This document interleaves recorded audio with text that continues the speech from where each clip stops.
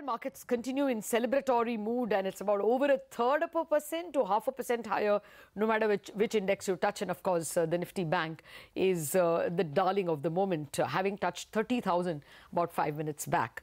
Well, in this backdrop, let's invite the Motilal Oswal team. Their annual India IDEATION conference kicks off next week, and the focus is expected to be on mid-cap companies. Rajat Rajguria, Managing Director, Institutional Equities of Motilal Oswal Securities, and Gautam Dugad, Head of Research in that firm, have joined us now. Good morning, gentlemen. Thank you very much for joining us. Well, IDEATION conference. Rajat, to start with you, what are the key themes that you all will ideate? So, Lata, you know, every year we host a very large, or probably the largest India conference in the month of August. We have been deliberating now for the last 6 months that the markets have seen a meaningful correction at the broader level over the last 12 months. And you've started getting some signs that not just the corporate cycle, but even the valuation cycle at some point of time will start inching up. And every new economic cycle or growth cycle brings several new sectors at the front. So we decided this is the best time for us to launch a first edition of our annual IDEATION conference, in which companies with market caps of $100 million to $4 billion will participate. And this year, the first edition will have almost 125 companies in this market cap range who would be meeting investors across the spectrum. Okay, that's lovely. Good morning, guys. You know, we tweeted that you guys are going to be joining us on the show, and we got a series of questions on our Twitter page. One of them was, forget about all the gyan, tell us about the stocks. I mean, that's the question that you often get from retail investors, right? So I'm just going to go straight to the preferred mid-cap ideas in your list. And I noticed that you have a lot of companies that are market leaders in their own right, whether it's, you know, names like Page Industries, Sun TV, Imami, etc. Gautam, come in on this. Many of them have corrected a lot over the last 1 year or so. Is this a good time to be buying many of these names? Yeah, absolutely. I mean, the point that you touched upon, the correction, more importantly, the divergence has been humongous, you know, not just in mid-cap versus large cap, but even in large cap. You know, one part of the market has always been in the bull market. Like, we did a very simple study there, 15 largest market cap of Nifty. If you replot their index from December 17 to Feb 19, they're already touching 12,500. And the other 35 are at 8,900. Similarly, for the mid-cap 100 index, if you see, top 15 are flat, while the rest of the 85 are down 26%. Clearly, two things have happened. There has been a pressure on liquidity, and at the same time, you have seen a lot of issues in the mid-cap sector in the last, 12 or 15 months. Valuations which were at a premium of 45-46% to the Nifty in Feb 18. Now they are at 10%, and even that, I think there is a bit of a distortion because there are a lot of mid-cap PSU banks in the index which are still making losses. If you look at price to book, you clearly have a discount for mid-cap already to the Nifty. So I would say now valuation is slightly better. Earnings are recovering. If you see our universe of 120 mid-cap and small-cap companies, we are projecting a growth of around 16 to 18%. I'm excluding mid-caps because I'm excluding PSU banks because otherwise the growth looks around 90%. In the base, there was a decline of 40%. So what we have come out with is a list of ideas where we have comfort on earnings, companies where we have comfort on management, and companies where there is a very strong undercurrent. So you will see a mix of banking, financials, consumption, even real estate, hotels. Some of the sectors have been forgotten for a long time. And given that you're seeing an earnings pickup now and also valuations which have corrected, I think it's a good time to get involved into mid-caps now, because we do expect mid-caps to continue to outperform for next couple of quarters at least before you see some sense of a valuation parity being reached. Okay. Well, at the top of the list that has been given to us are two NBFCs, actually. You have M&M Financial and LIC Housing in that list.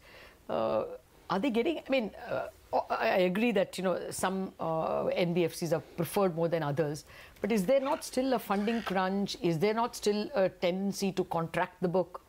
No, so actually if you see NBFCs, each company is its own. You know, if you look at LIC Housing Finance, for example, they are expected to have a very stable to improving spread, because their cost of fund has gone up, but at the same time, the rest of the book, which has seen a correction in their interest rate, because the whole fixed to floating phenomenon has played out.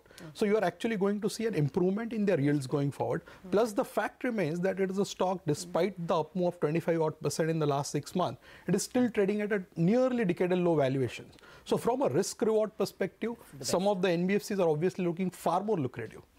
Okay. What about, some of these companies that have had issues with regards to refinancing of promoter loans, getting challenged, etc. Imami case in point. Of course, things got sorted later on, but these stocks have fallen substantially, from their highs. What do you do at times like this? Because the pedigree of the company is good, do you jump in and buy these names? So, Sonia, there is enough evidence in the history that whenever a technical factor leads to a temporary drop in the price of a fundamental sound company, right? Investors love to embrace those times, right? And I think the amount of money that you end up buying in those times, right? If you are able to weather that near-term noises and disruptions is very, very high. And I think last 6 months has been a very classic phase of many such noises coming and impacting many fundamentally sound companies, right? Just for a moment, if I tell you this event is over, right? The strategic value of that company, if it's 2x of the underlying stock price, it's just a matter of time that both will converge. Okay.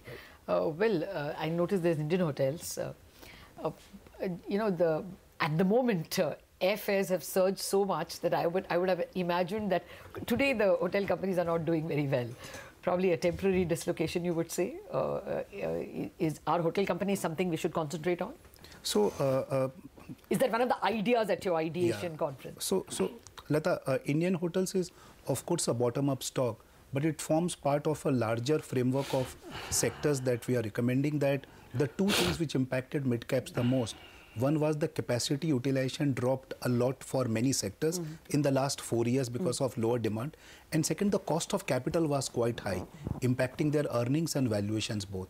We think that the capacity utilization across sectors, right from hotels to real estate to cement to industrials to power, will keep picking up over the next 2-3 years.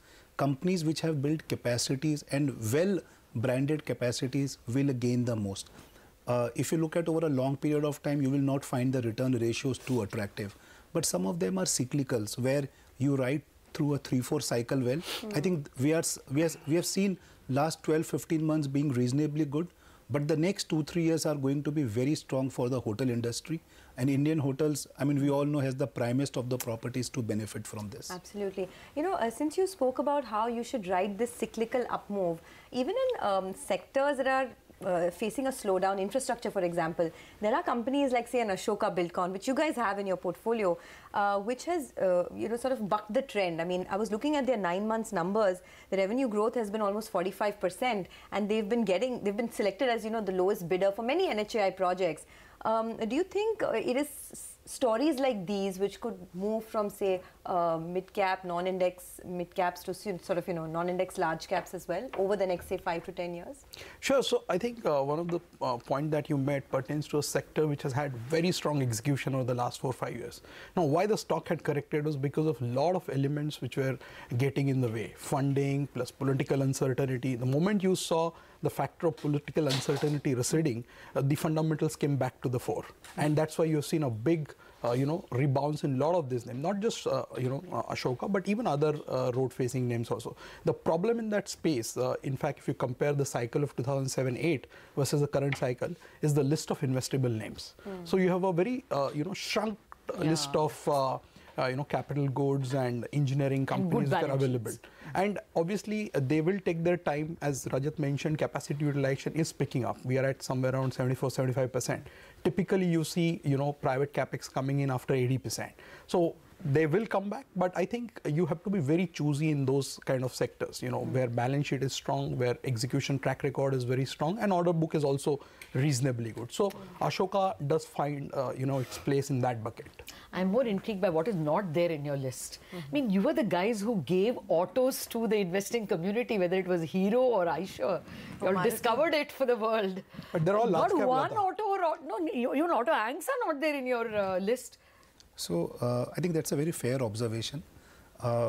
We think that we are seeing autos going through some temporary slowdowns, but I think more importantly, there are multiple moving parts in the auto space, not just volume growth, but for example, in two-wheelers, even if the volumes come up, the competitive intensity is not letting companies make money in the space, right?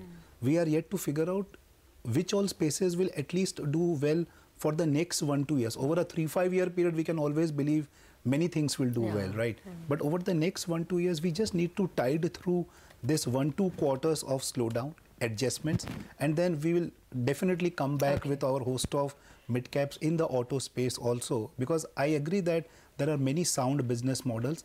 Many of them may just have to tide through the next 2-3 quarters of earnings volatility. Okay. Well, and the other one which is there and which perhaps has just gone through trouble. You all know very well the trouble in realty, but now Brigade has come back in your list. You think not just Brigade, but realty is somewhere where you will look? Is it an idea that has arrived? Absolutely. I mean, this is a space which has been in hibernation for last entire decade. The problem in that space is, again, as I referred to the earlier conversation on cap goods, you don't have too many, high quality investable ideas. So again, you have to be very selective. So the names that we like in that space is Oberoi, Brigade, Phoenix, relatively more cleaner ways to play the same cycle. But you do see some interest coming back in that space, be it commercial, be it residential, and now with the entire GST related paradigm changing a bit, we would see a lot more activity in that space unfolding over the next year or two. Okay, what about Page Industries? I mean, after its Q3 numbers, it had that shocking fall, I think 15-20% in 2 days. Yeah. You guys are keeping the faith there? Absolutely. See, this is a space where the category itself is growing at 15-16%. And you are looking at a company which has a track record where they have delivered 35% or 30% earnings CAGR for last 10 years. Where Street got a little bit spooked was the competitive intensity which was coming in from a couple of new players.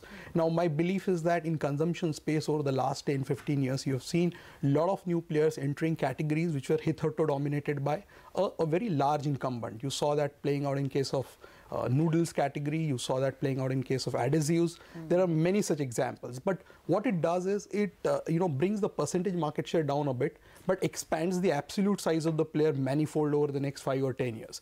So what we like about Page is very strong capital return ratios, very strong focus on inventory control, and even now they're controlling their working capital from this level. Plus, if you look at the first 9-month number itself, the earnings growth is upward of 20% in this kind of an environment. So while there might be some more time correction, given that valuations are never cheap for this kind of companies, but over a longer period of time, this remains one of the best, franchise in the consumer discretionary space in the mid-cap to own. All right.